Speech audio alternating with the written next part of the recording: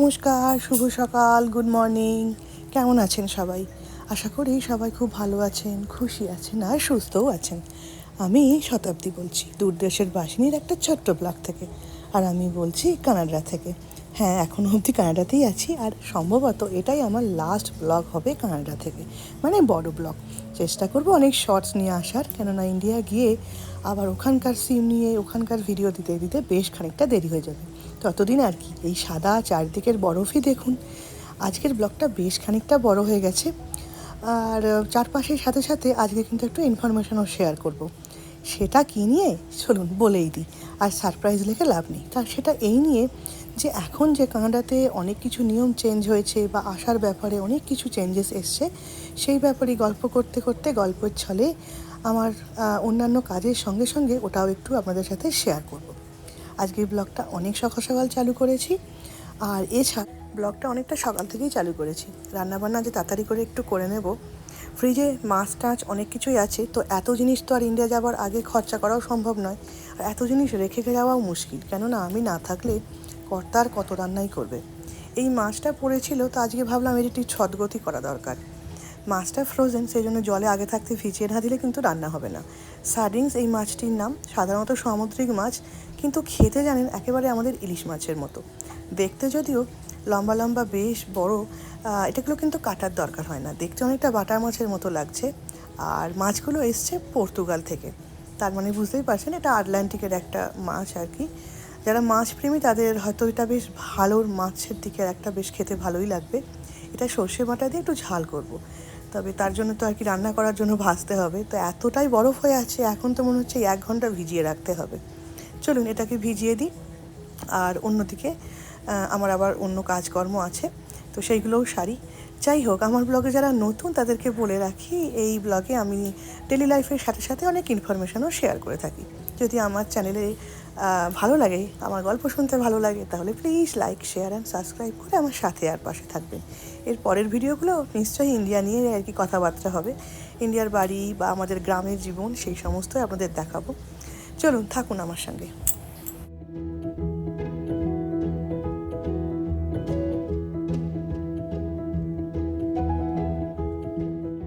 আজ রাতে ডাল মাখনি বানানোর ইচ্ছে আছে, সেই জন্য ডালটা ভেজাতে গিয়ে চলুন দেখাই আপনাদের এখানে কীরকম 2 ধরনের রাজমা পেয়েছি।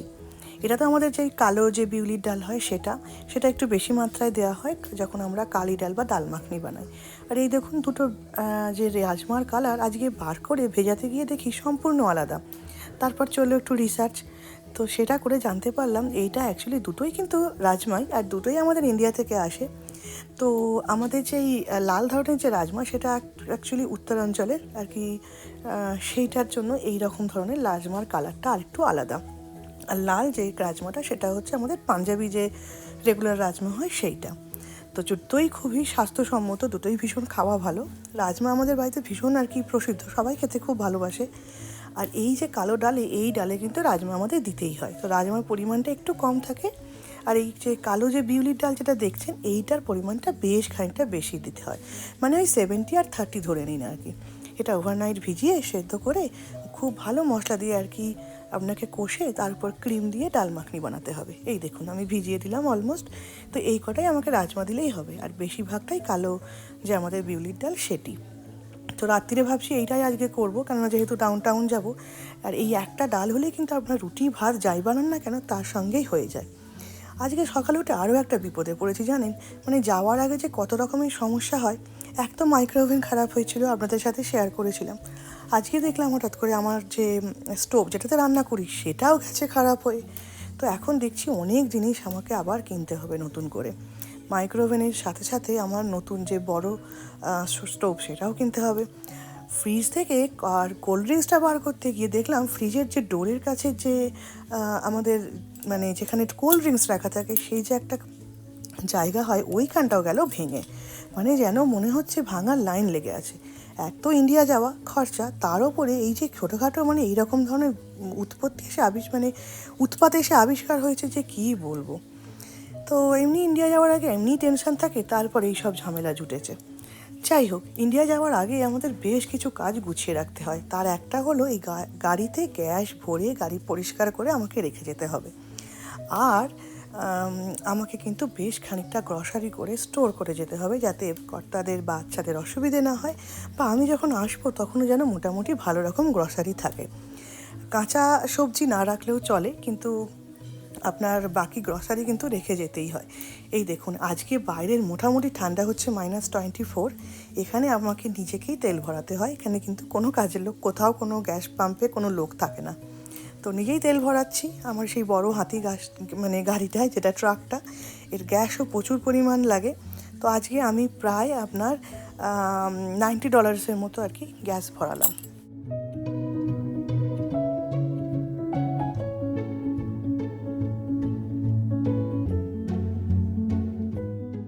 গুড আফটারনুন, নমস্কার।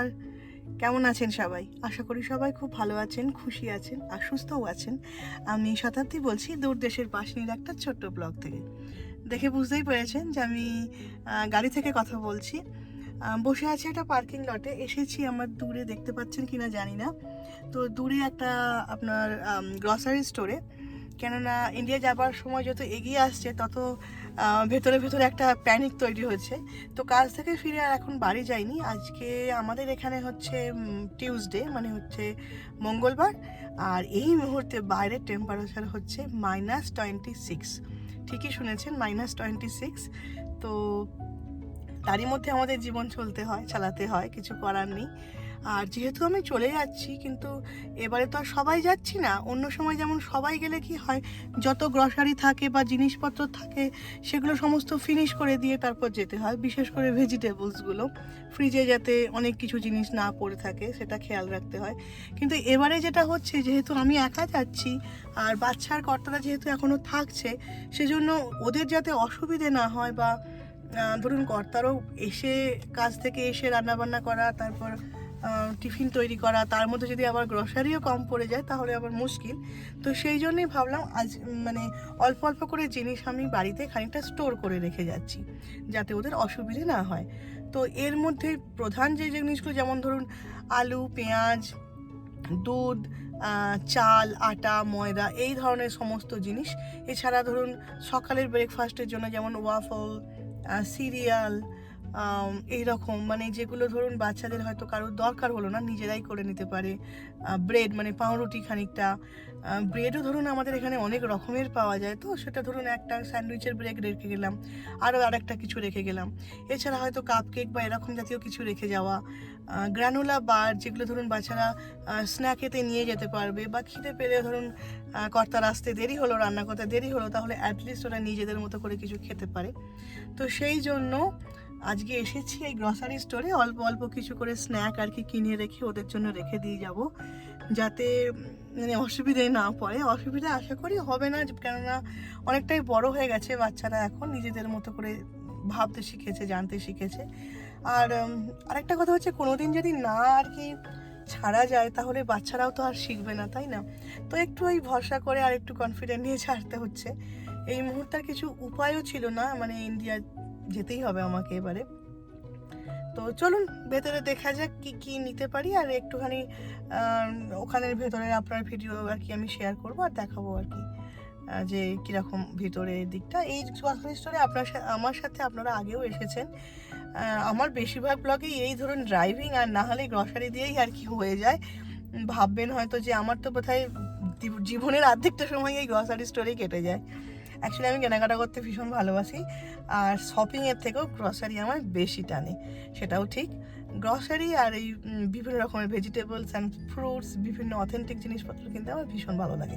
যাই হোক, বেশি কথা না বলে চলুন ভেতরে যাই। যদিও ব্লগটা আমার বিভিন্ন অল্প অল্প ছোট ছোট ব্লগ দিয়ে বানাতে হবে, কারণ এরপর আমি আরেকদিন যাব কস্টকো, যেখান থেকে মেনলি ব্রেড, দুধ বা ডিম এই ধরনের জিনিসগুলো আমি কিনবো। তবে আজকে আমি ভেতরে এখানে দেখবো যদি সিরিয়াল বা আরও কোনো বাচ্চাদের স্ন্যাক যদি পাওয়া যায়।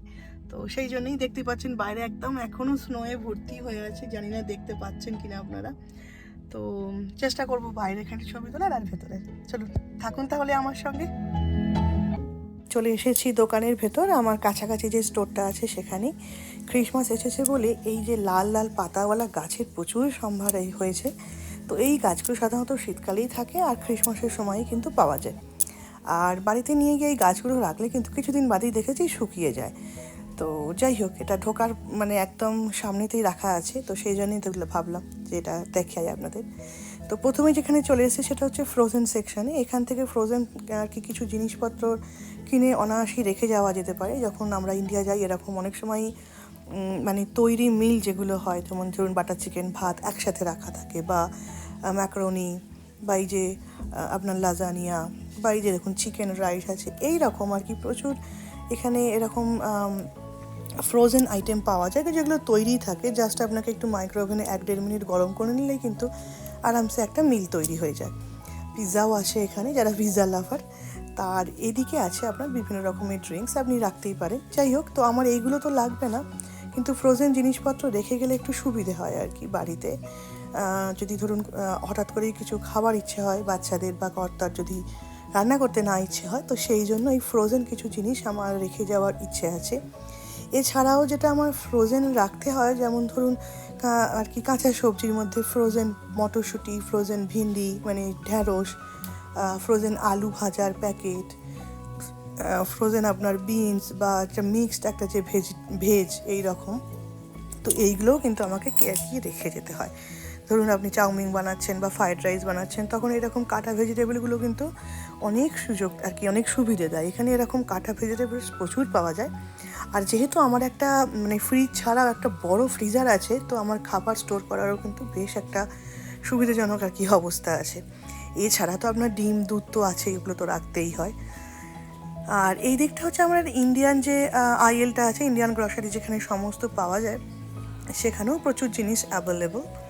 তো এই দেখুন, এইটা হচ্ছে বড়ি, মানে আমাদের দেশে যেমন বিউলির ডালের বড়ি হয়, এই বড়িগুলো হচ্ছে কিন্তু মুগ ডালের। তো এটা পাঞ্জাবি বড়ি, মানে এত জাম্বোবান দেখতে, মানে একটা বড়িতেই আপনার আর কি পুরো তরকারি হয়ে যাবে এরকম।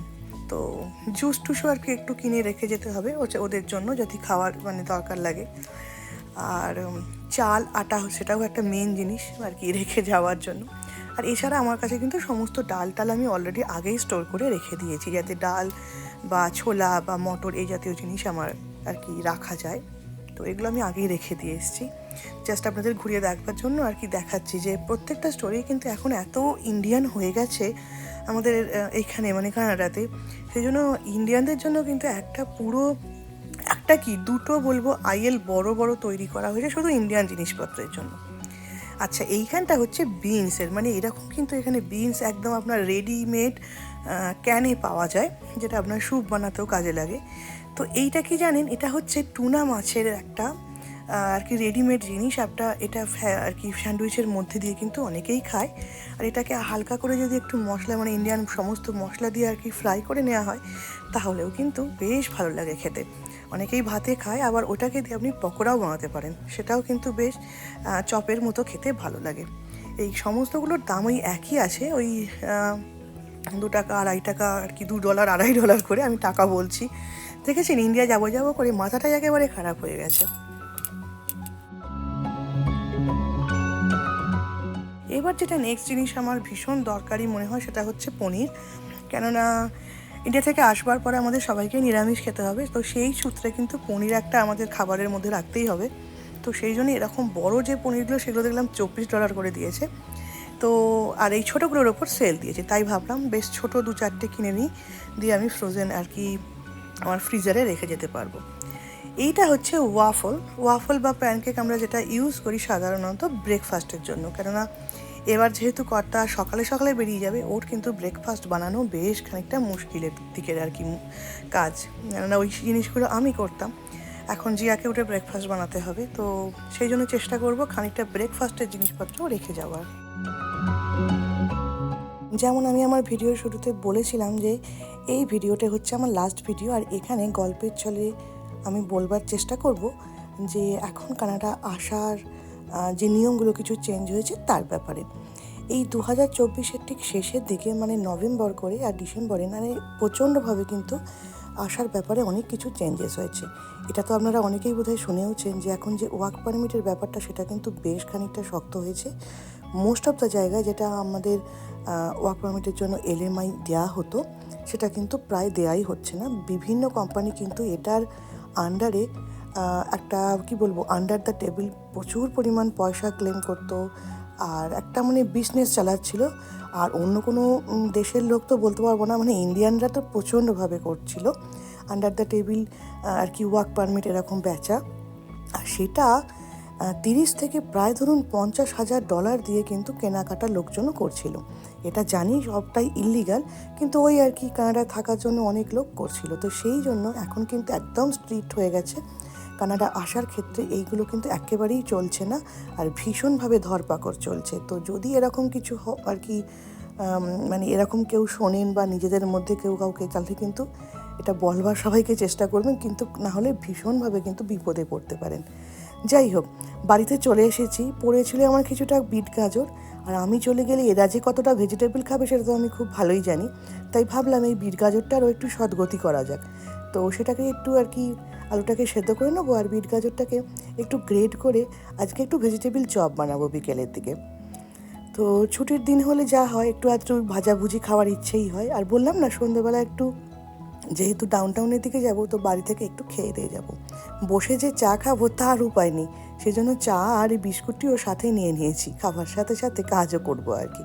বেশ গরম চা আছে, বসে আর কি খাওয়াটা বেশ মানে বিলাসিতাই বলা যায়। যাই হোক, আর এখানে যেটা জানেনই যে করোনার পরবর্তী সময়ে প্রচুর স্টুডেন্ট এসেছে, সেটা বিভিন্ন দেশ থেকে এসেছে। তার মধ্যে প্রথম যে দেশ আছে সেটা হচ্ছে ভারত। মানে ভারতের একটা শুধু প্রদেশ থেকে, মানে পাঞ্জাব আর এই জাতীয় জায়গা থেকে এত স্টুডেন্ট এসেছে যে এখানে একটা বড় রকমের আপনার হাউজিং সমস্যা, জবের সমস্যা দেখা দিয়েছে।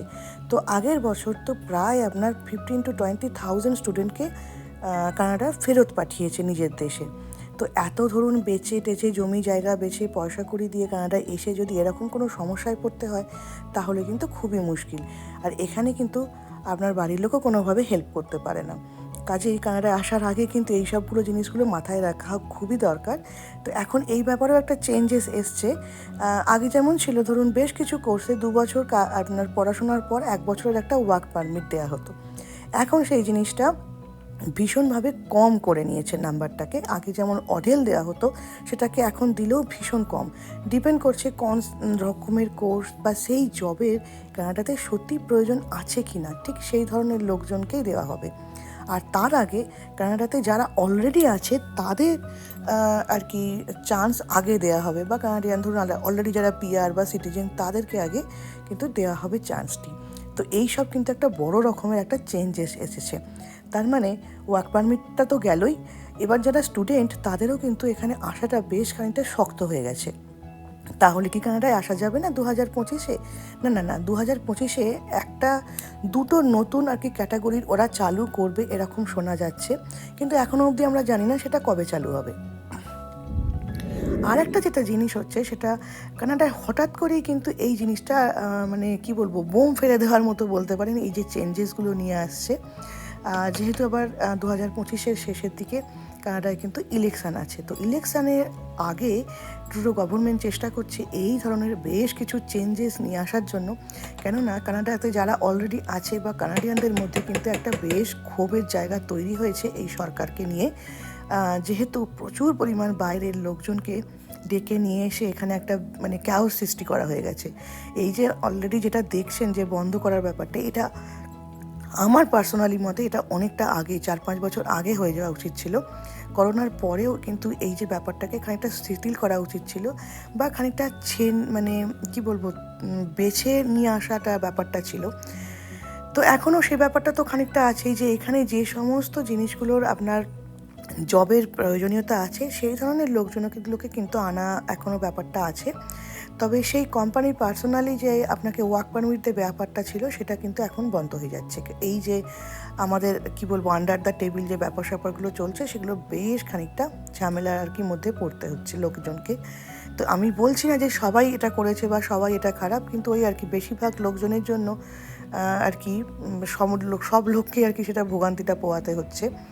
তো এখন স্টুডেন্টদের জন্য বেশ মুশকিল হয়ে গেছে যার জন্য। তবে আরেকটা খুশির কথা যেটা হচ্ছে, সেটা হচ্ছে যদি আপনি ফ্রেঞ্চ জানেন বা ফ্রেঞ্চটা যদি শিখে নেওয়া যায়, তাহলে কিন্তু এরা পিআরের জন্য বেশ খানিকটা সুবিধে দিচ্ছে। মানে কিউবেক বা অন্যান্য জায়গাগুলোর জন্য কিন্তু এই ফ্রেঞ্চটা ভীষণ কাজে লাগছে। আর গভর্নমেন্ট জব পাওয়ার ক্ষেত্রেও কিন্তু ফ্রেঞ্চ জানাটা একেবারে মাস্ট। তার মানে ফ্রেঞ্চ ক্যাটাগরিতে কিন্তু পিআর হবার যে ব্যাপারটা সেটা কিন্তু অনেকটাই আর কি ভালোর দিকে আছে আর কি, মানে ঠিকঠাক আছে। আর আগে যে ধরুন ফার্মার্স ক্যাটাগরিতে বা এই যে যারা এই ধরনের কাজের সাথে সেই জিনিসগুলোও কিন্তু এখনও অবধি খোলা আছে। যারা ধরুন অনেক জায়গাতেই এইসব ধরনের লোকজন লাগে, যেগুলো সিজনাল কাজের জন্য অনেক জায়গা থেকে আসে, তাদের কিন্তু পিয়ারের ব্যাপারটা ঠিকঠাকই থাকছে। কেয়ার গিভারের যে জবের এর কিন্তু চাহিদাটাও কিন্তু এখনও অবধি ঠিকঠাক আছে, কেননা কানাডার একটা মানে বিশাল জনসংখ্যা বয়স্ক লোকজন আর কি। তো সেই জন্য এই বয়স্ক লোকজনদের দেখাশোনার যে ব্যাপারটার জন্য কিন্তু কেয়ার গিভারের জবগুলো এখনও বেশ অ্যাভেলেবল, বা সেখান দিয়ে পিআরও কিন্তু পাওয়া যাচ্ছে। যাই হোক, আসার আগে ভালো করে ভেবে চিনতে তবেই 2025-এ কানাডাতে আসার জন্য ভাবুন, কেননা যেভাবে এখানে হাউজিং প্রবলেম চলছে, বাড়িঘরের দাম বেড়েছে, বা মানে স্যালারিটা সেই তুলনায় বাড়েনি, কিন্তু নিত্য প্রয়োজনীয় জিনিসপত্রের দাম বেড়ে গেছে, তাতে কিন্তু বেশ মুশকিল হয় চালানোর জন্য। যাই হোক, এটা তো আমি কাউকেই কিন্তু ডিমোটিভেট করছি না, এটা জাস্ট আমার নিজস্ব এখানে থেকে বা এটা এখানে চলছে যেটা, সেটাই জাস্ট আপনাদের সাথে শেয়ার করলাম। আসা না আসাটা সবটাই ভগবানের আর কি, ধরুন সবটাই ঠিক করে রেখেছে ভগবান, আমরা তো শুধুই কাঠপুতলি। আর এটা নিজস্ব ব্যাপার, আসার সিদ্ধান্তটা না আসাটা। যাই হোক, বিকেলে বললাম না, একেবারে চপ মুড়ি খেয়ে, যাকে বলে চপ শিল্প আর কি, চপ মুড়ি খেয়ে বেরিয়ে পড়েছিলাম শহরের একদম প্রাণকেন্দ্র যেটা, সেখানে সরকারি সমস্ত অফিসের কাজকর্মের জন্য আমাদের এই দিকটায় আসতে হয়।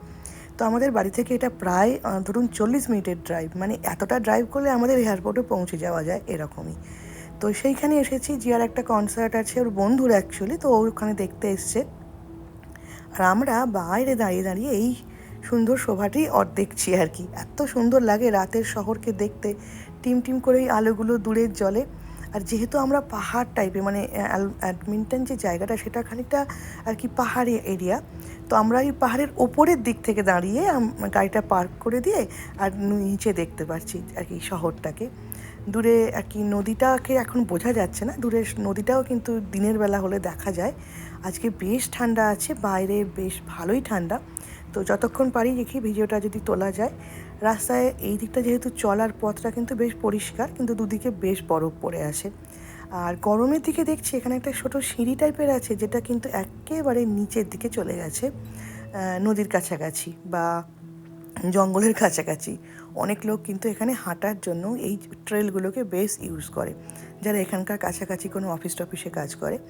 তো এইদিকে বেশ বড় বড় কিছু হোটেল আছে, পুরনো অনেক চার্চ বা মানে গির্জা যাই বলুন, যে সেইগুলো আছে। এছাড়াও একটা ভালো এখানে কলেজ আছে আর কি, এই ম্যাকওয়ান্স ক্যাম্পাসের এইখানেটা হচ্ছে নর্থ ক্যাম্পাস, তো এইদিকে আছে। আর এই গাছগুলো এত পুরনো, এগুলোকে আমরা আর কি জড়িয়ে ধরতে আর কি ফিনিশ করে ধরতে পারছি না আর কি, এতই বড় আর এতই পুরনো। তো এই দিকটা আমার খানিকটা আর কি আজকের যে হাঁটাটা, সেটা আমি এইখানটা কমপ্লিট করে ফেললাম। আর শহরটা বেশ ভালো লাগে, অনেক সময় রাতে কিন্তু এরকম বেশ রোমান্টিক লাগে। তবে আজকে আমরা দুজনে কর্তাগিন্নি বেরোইনি, আজকে আমাদের সঙ্গে শ্লোকও এসছে, আর সে গাড়িতে বসে বসে ভোর হয়ে যাচ্ছে। যাওয়ার সময় চেষ্টা করেছিলাম আর কি কিছুটা ভিডিও বাড়ি ফেরার সময় তোলবার জন্য, কিন্তু যেহেতু গাড়ির কাঁচটা ভীষণ অপরিষ্কার ছিল আর বাইরে বেশ ঠান্ডা ছিল, তো জানলার কাঁচও আমি নামাতে পারিনি। তো সেই জন্য খুব একটা ভালো আর কি ওঠেনি ভিডিওগুলো। তো এটা আমরা যখন আর কি জাস্ট ডাউনটাউন থেকে বাড়ির দিকে ফেরত আসছি, তখনকার ভিডিও তোলা ছিল। যাই হোক, আজকের ভিডিওটা অনেক বড় হয়ে গেল। এটা ছিল তারপরের দিনের একটুখানি ছোট্ট ক্লিপ। এটা শ্লোক আর আমার একদম একান্তে কাটানো বেশ কিছু মজার মুহূর্ত। গিয়েছিলাম পার্লারে শ্লোকের চুল কাটতে, যাওয়ার আগে ওটাও করে দিয়ে যাওয়া দরকার, নাহলে এরা তো আর যাবে না হয়তো পার্লারে। তো সেই জন্য, আর ওখানে আমরা যখন ওয়েট করছিলাম তখন এই জায়গাটা বেশ ভালো লাগছিল, এত সুন্দর আকাশটা হয়েছিল, চারপাশটা একদম স্নোয়ে ভরা, আর দূরে একটা ছোট্ট মতো কী বলবো, একটা ছোট্ট মতো পন্ড টাইপের এরিয়া হয়ে আছে। তো ওইখানে একটা ফাঁকা জায়গা পেয়ে শ্লোক ওদিকে যাওয়ার চেষ্টা করছিল, ভাঙা এই যে পাঁচিলের এইখানটা দিয়ে। তো এইখানটা আমাদের মজার দুজনে একটু মুহূর্ত কাটানোর ছিল। তো আবার ইন্ডিয়া গিয়ে আশা করি দেখা হবে। সবাই ভীষণ ভালো থাকবেন, তো সবাই আমাকে উইশ করবেন সেফ জার্নির জন্য। আর যাই হোক, আবার দেখা হবে পরে। চেষ্টা করব খুব তাড়াতাড়ি আবার বড় ভিডিও নিয়ে আসার। আজকে এখানে কানাডাতে এটাই আমার লাস্ট ভিডিও দেওয়া। সবাই ভীষণ ভালো থাকবেন, আবার দেখা হবে, বাই বাই।